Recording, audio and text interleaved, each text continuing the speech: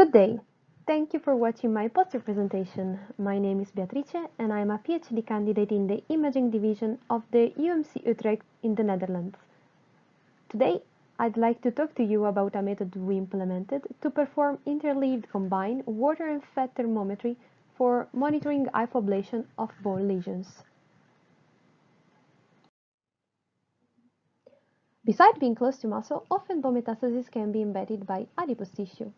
For example, a similar case can occur where a metastasis in the trochanter is found close to pure adipose tissues as subcutaneous fat, but also a mixture of water and fat tissues as bone marrow.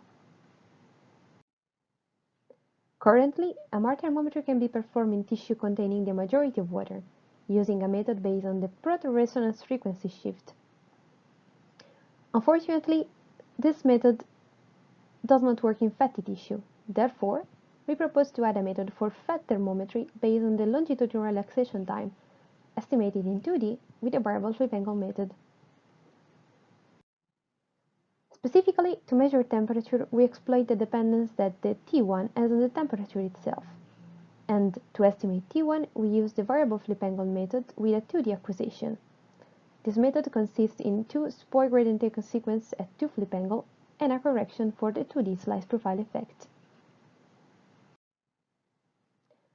Therefore, we propose a framework in which, over time, initially reference maps are acquired, then VFA scans are used to estimate temperature in fat, and they will be interleaved continuously with PRFS scans to estimate the temperature in water. And then we repeat the scans over time.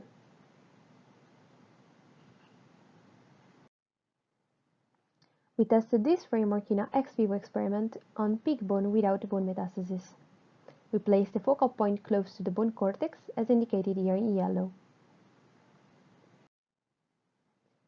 Prior to the MR thermometry experiment, however, we needed to perform a manual contouring of the phantom to mask our region of interest.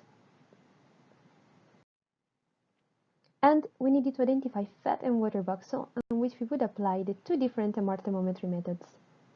For doing it, we used the well-known Dixon method. We performed then the MR thermometry experiment, which was divided in preheating, heating, and cool-down phase, and in which MR scans were continuously acquired, interleaving VFA and PRFS scans. As results, here we report the images for the time points of the maximum temperature increase for each MR thermometry method. With water MR thermometry, we were able to compute the temperature in the muscle. With fat MR thermometry, we were able to compute temperature in fat that would have been undetected with PRFS scans. What is now available, combining these two information, is combined water and fat MR thermometry that provides a more complete overview of the temperature rise in the different tissue type. This is better visible here, where I reported the video of the whole MR thermometry experiment, and in which is identifiable the period of preheating, heating, and cool down.